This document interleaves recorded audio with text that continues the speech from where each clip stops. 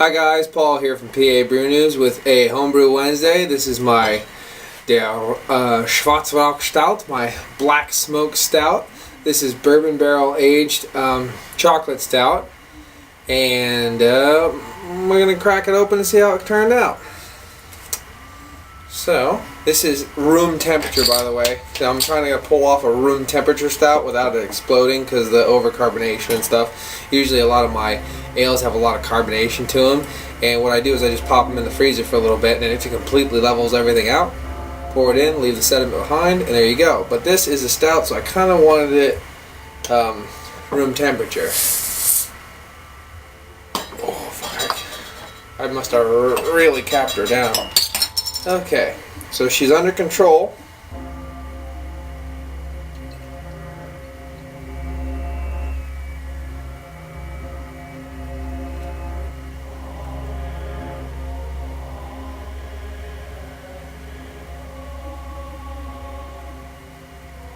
Okay, sediment seems to be where the sediment should be. There we go. There it is. A lot of carbonation, a lot of hist going on. I don't know if it's overcarbonated because it didn't explode on me, but it definitely has a hiss to it. A lot of sweet, dark chocolates. Bourbon is definitely a big player. Oak smoke and vanilla, definitely. Touch a coffee roast. It smells wonderful. This smells wonderful. Cheers, guys.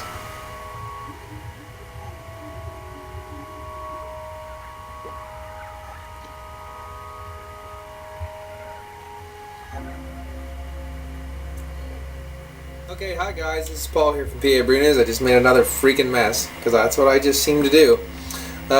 This is sat down here for a little bit, because I had to go up and transfer blah blah blah blah blah.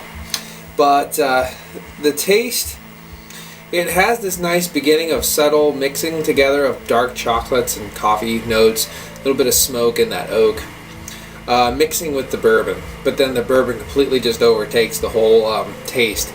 I don't think the base beer was strong enough to handle the bourbon aging. I didn't, it was my first time doing a regular stout.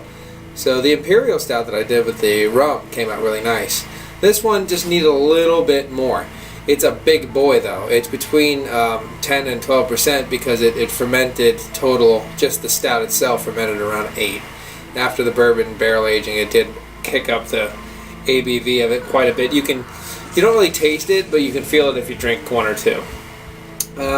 So all in all, it was a nice try, a little bland to me, because I mean there is a nice bourbon, but it finishes with only bourbon. Unfortunately, I kind of wanted a lingering chocolate coffee bourbon thing going on.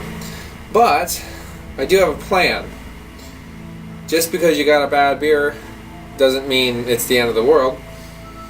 I have 2 cases of beer at the house, on and off, you know, with this is Great Divide's Titan IPA, which I really didn't care for. A little bit too bland, a little bit too weird, a little off flavors. I did care for the dark fruit flavor, the fruit flavors I was getting out of it, though, the dark fruit flavors.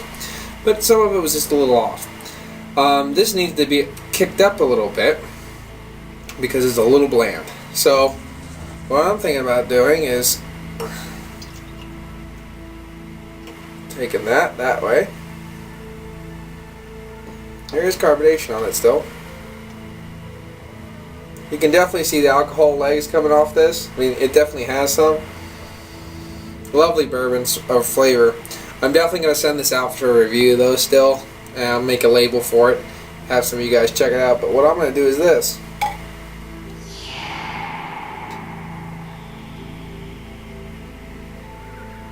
Give it a little bit of a half and half. Oh, the other thing I didn't tell you guys is the mouthfeel on this is excellent. I started with like a little bit of about 5 working gallons, and I ended up with 2.5 working gallons. So this has a real thick mouthfeel on it, which I did like. So I'm going to shoot for that again.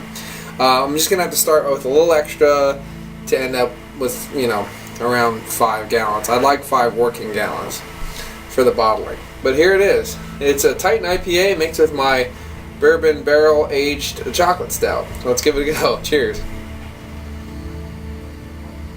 There we go. You have those fruit notes that I was mentioning with the crystal malts and stuff, and the IPA mixing in with the chocolates, mixing in with the bourbon. Giving it almost...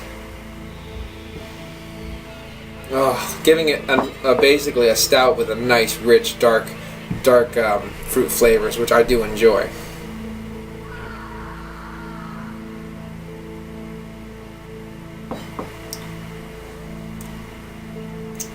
Kicked up the bitterness, of course. Now that's good. I like that.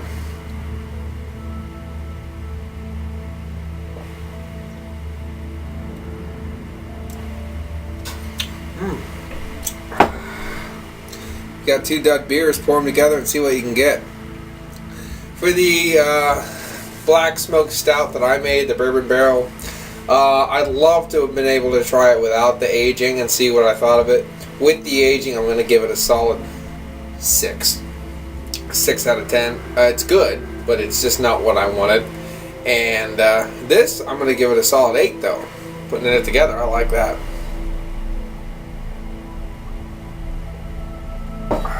Tastes like a really well done black IPA.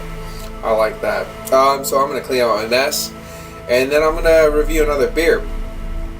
I'll have to see about that. I'm going to drink this. That was like I think like a 7.2% alcohol by volume IPA I just put with that 12% barrel age. So I'm going to feel it after drinking that. I'm definitely going to feel a little tipsy. I got my English ale brewing. I'm going to call it Witch's Brew. It's bubbling away. I'm going to let that bubble all the way down. See what kind of ABV we got going on with this one. It's going to be a little bit past sessionable probably because of the residual sugars, but I don't care. We're going to see what that's why I'm not going to call it a pale ale or anything. It's just an English ale. But hey, the joy of homebrew. Sometimes you just don't know what you're going to get. Sometimes you know exactly what you're going to get. This has been Paul from PABrewNews with a lot of mess I got to clean up. But till then, happy Homebrew Wednesday, happy beer review, happy drinking, happy life. Cheers.